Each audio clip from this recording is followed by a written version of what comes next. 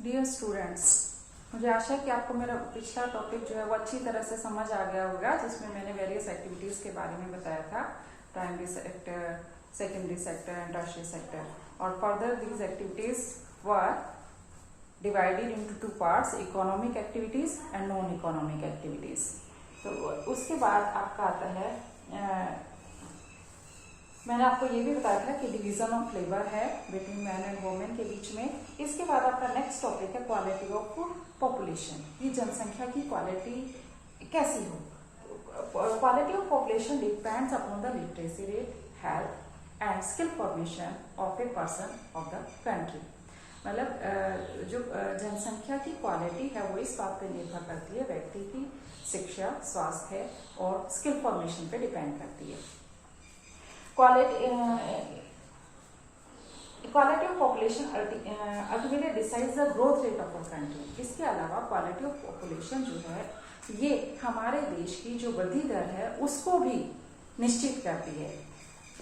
Literate and healthy people, they are an asset for the country. अगर जनसंख्या शिक्षित है, स्वस्थ है, तो वो देश के लिए एक परिसंपत्ति है। अगर इलिटरेट और unhealthy population is a liability for the country. Unhealthy और इलिटरेट जो पॉपुलेशन है, अस्वस्थ और अशिक्षित जो जनसंख्या है, वो देश के लिए एक जिम्मेदारी है। अब एजुकेशन की क्या इम्पोर्टेंस है। आपने देखा कि सकल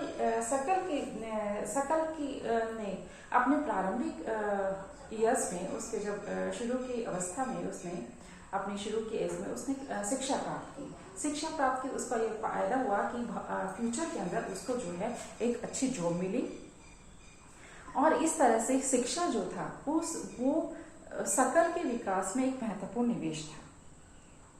सकल का विकास किस चीज से हुआ? शिक्षा की वजह से। शिक्षा जो है वो एक शिक्षा की वजह से उसने जो थे उसके सामने न्यू हॉरिजन खुल गए, नए क्षितिज खुले, उसको नई एस्पिरेशंस प्रदान की, नई इच्छाएं प्रदान की।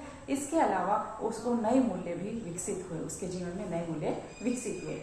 इसके अलावा जो एजुकेशन है ये समाज के विकास में भी योगदान देती है, हमारी नेशनल इनकम को बढ़ाती है, कल्चरल रिचनेस को, सांस्कृतिक समृद्धि को बढ़ाती है। तो इस तरह से शिक्षा का जो है वो हमारे जीवन में काफी महत्व है। और it also increases the efficiency of governance, ये शासन की जो करने की जो कुशलता है उसको भी बढ़ाती है। अब इसलिए हमारी सरकार जो है उसने एक प्रावधान रखा कि सबको कम से कम जो एलिमेंट्री एजुकेशन है वो मिलनी चाहिए, प्राथमिक शिक्षा जो है वो सबको मिलनी चाहिए। और स्पेशल फोकस जो था वो गर्ल्स पे दिया गया कि गर्ल्स जो है उनको जो एलिमेंट्री एजुकेशन है उनको मिलनी चाहिए। इसीलिए हमारे देश के अंदर हर एक डिस्ट्रिक्ट में नवोदय विद्यालय स्थापित किए गए हैं। डिस्ट्रिक्ट के अंदर हर डिस्ट्रिक्ट में नवोदय विद्यालय स्थापित किए गए हैं गवर्नमेंट के। और वोकेशनल जो स्ट्रीम्स हैं वो भी विकसित की गई हैं, ताकि हाई स्कूल के जो बड़ी संख्या में जो हाई स्कूल के स्टूडेंट्स हैं वो नॉलेज और स्किल प्राप्त कर सके, वो उन्हें व्यवसाय मिल जाए, वो नॉलेज और स्किल प्राप्त करें और फिर उसके बाद उनको कोई ऑक्यूपेशन मिल जाए, व्यवसाय मिल जाए। अब इसी तरह से जो हमारा जो प्लान था, जो जैसे 5 ईयर प्लान थी, उसमें जो फर्स्ट जो प्लान थी उसमें 1951 में जो शिक्षा पर गया था वो 151 करोड़ रुपीस था। पहले प्लान में 151 करोड़ रुपीस था, जो कि बाद में बढ़कर 3766 करोड़ हो गया 11th प्लान में। इसी तरह से जो शिक्षा पर जो खर्चा था वो जीडीपी होती है, ग्रोस डोमेस्टिक प्रोडक्ट, तो जीडीपी के परसेंटेज के रूप में शिक्षा पर जो खर्चा था वो 1951 में 0.64% था, जो बाद में बढ़कर 3.3% हो गया। अच्छा, जो इस तरह से जो लिटरेसी रेट्स है, वो लिटरेसी रेट जो थी वो बढ़ गई साक्षरता, क्योंकि शिक्षा पर इतना ध्यान दिया गया, इतना खर्चा किया गया, तो हमारे देश के अंदर साक्षरता दर बढ़ गई। 1951 के अंदर ये 18% थी, जो कि 2011 के अंदर वो 74% हो गई। अब जो लिटरेसी है, साक्षरता है, ये सिर्फ एक हमारा अधिकार ही नहीं है, ये हमारी जरूरत भी है। ये हमें किस लिए, क्योंकि ताकि हम अपनी जो ड्यूटीज है हमारी वो अच्छी तरह से कर सके। कॉन्स्टिट्यूशन में हमें ड्यूटीज और राइट्स दोनों दिए गए हैं, तो एजुकेशन इसलिए भी जरूरी है, लिटरेसी इसलिए भी जरूरी है ताकि हम अपनी ड्यूटीज को अच्छी तरह कर सकें और जो हमारे अधिकार हैं उनको भी इंजॉय कर सकें। लेकिन अनफॉर्चुनेटली ये देखा गया है, दुर्भाग्यवश ये देखा गया है कि हमारे जो पॉपुलेशन के डिफरेंट सेक्शंस हैं उसमें डिफरेंस है लिटरेसी रेट में। हमारे जनसंख्या के जो विभिन्न वर्ग हैं उसमें, जनसंख्या के विभिन्न वर्गों में जो शिक्षा में अंतर देखा गया है कि जो लिटरेसी रेट है that is higher in males than females, मतलब साक्षरता दर जो है वो मेल्स की ज्यादा फीमेल्स की बजाय 16.6% जो है वो ज्यादा है। और इसी तरह से अर्बन एरियाज और रूरल एरियाज में भी डिफरेंस देखा गया है। अर्बन एरियाज में जो लिटरेसी रेट है वो 60.1% हायर है रूरल एरियाज की बजाय। इसी तरह से लिटरेसी, ये जो लिटरेसी रेट है it varies in states also, साक्षरता दर राज्यों में भी अलग अलग है। केरल में 94% है तो बिहार के अंदर 62% है। हालांकि हमारे देश में बड़ी मात्रा में प्राइमरी स्कूल स्थापित किए गए हैं, 7.68 लाख जो है प्राइमरी स्कूल खोले गए हैं, लेकिन फिर भी उसका इतना फायदा नहीं हुआ क्योंकि पुअर स्कूलिंग सिस्टम था। पुअर स्कूलिंग सिस्टम की वजह से और ड्रॉप आउट की, मतलब क्या होता है कि छोटे बच्चे जो है वो जल्दी स्कूल छोड़ देते हैं, मतलब फर्स्ट में, सेकंड में, थर्ड में आके वो जो है आगे पढ़ाई नहीं करते, तो ड्रॉप आउट्स की भी संख्या ज्यादा थी। इसलिए सर्व शिक्षा अभियान चलाया गया, सेंट्रल गवर्नमेंट ने एक सर्व शिक्षा अभियान चलाया गया कि सभी को शिक्षा प्राप्त हो। एज ग्रुप 6 to 14 ईयर्स की एज ग्रुप में जो है वो सभी को एलिमेंट्री एजुकेशन मिले, इसके लिए गवर्नमेंट ने सर्व शिक्षा अभियान चलाया। और ये किसके कोलैबोरेशन के साथ, स्टेट गवर्नमेंट, लोकल गवर्नमेंट और कम्युनिटी के साथ मिलकर, राज्य सरकारें, स्थानीय सरकारें और जो समुदाय थे उनके साथ मिलकर ये सर्व शिक्षा अभियान चलाया गया। और इसका उद्देश्य था कि 2010 तक 2010 तक सभी जो है वो शिक्षित हो जाए और जो एलिमेंट्री एजुकेशन का यूनिवर्सलाइजेशन है वो प्राप्त हो सके, कि प्राथमिक शिक्षा जो है वो सभी को मिल सके। इसके अलावा जो थे वो ब्रिज कोर्स भी शुरू किए गए, ब्रिज कोर्स और बैक टू स्कूल जो कैंप्स थे वो भी शुरू किए गए ताकि स्टूडेंट्स की संख्या को बढ़ाया जा सके।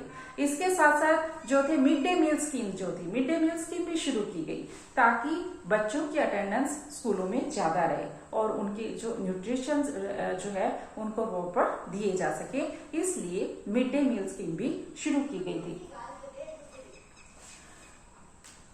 ये जो पॉलिसीज थी they add to the literate population of India, मतलब ये नीतियां इसलिए अपनाई गई थी ताकि भारत की जो शिक्षित जनसंख्या उसको बढ़ाया जा सके।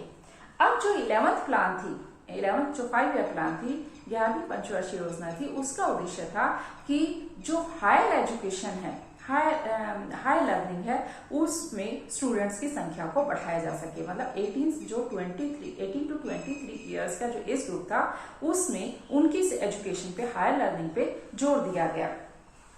और उसका उद्देश्य ये था कि 2011 तक 15% हो जाए और 12th जो प्लान थी उस पे 21% तक हो जाए। ये स्ट्रेटेजी इस बात पे भी जोर देती है कि हमें अगर अपना जो करिकुलम है, जो पाठ्यक्रम उसमें मॉडिफिकेशन करना वो किया जाए, एजुकेशन का वोकलाइजेशन किया जा सके, कि शिक्षा के साथ साथ बच्चों को जो है वो अपनी पसंद के वो व्यवसाय भी चुन सके, वो उसी तरह का मतलब जो है शिक्षा लें ताकि जिसमें वो अपना ऑक्यूपेशन प्राप्त करना चाहते हैं, व्यवसाय करना चाहती हैं। इसके अलावा ये जो प्लान थी वो डिस्टेंस एजुकेशन पे जोर देती है, डिस्टेंस एजुकेशन, फॉर्मल एजुकेशन और जो आईटी इंस्टीट्यूशन है उसमें भी जोर देती है। पिछले 50 सालों में देखा गया कि यूनिवर्सिटीज की संख्या काफी बढ़ गई है। इसके अलावा जो हाई लर्निंग के इंस्टीट्यूशंस हैं, उनकी संख्या भी बढ़ गई है। अब नीचे इसमें टेबल दी है, इस टेबल में आपकी बुक आप लेके देखना, बुक में दिया हुआ है कि number of institutions of higher education enrolment and faculty, year दिया हुआ है, number of colleges, number of universities, students, teachers. अब ईयर 1950-51 में कॉलेजेस 750 थे, जो कि 2013 में 37,000 हो गए। यूनिवर्सिटीज की संख्या 1951 के अंदर 30 थी, जो बढ़ के 723 हो गई। स्टूडेंट्स की संख्या 1951 में 2,63,000 थी, जो बढ़कर 28 लाख हो गई। टीचर्स की जो संख्या थी वो 1951 में 24,000 थी, जो बढ़ के 2007-8 में 4,92,000 हो गई थी। अब इसके साथ साथ इसमें वो दिए हुए क्वेश्चन दिए हुए लेट अस डिस्कस में, is the increase in number of colleges is equal to admit the increasing number of students, कि क्या कॉलेजों की जो संख्या है, कॉलेजों की संख्या में वृद्धि जो है वो जो स्टूडेंट्स की संख्या बढ़ रही है उसके अनुकूल है, मतलब उसके लिए स्टूडेंट्स की संख्या के लिए पर्याप्त है? नहीं, और भी जो कॉलेजेस हैं वो खुलने चाहिए। Do you think we should have more number of universities? Yes, we should have more number of universities. क्यों? क्योंकि स्टूडेंट्स की संख्या भी बढ़ती जा रही है। What is the increase noticed among the teachers in the year 1998-99? अब इसने क्वेश्चन पूछा है कि 1998-99 के साल में टीचर्स में क्या वृद्धि देखी गई, टीचर्स में कितनी वृद्धि हुई थी? 1998-99 में 3,42,000 हो गए थे।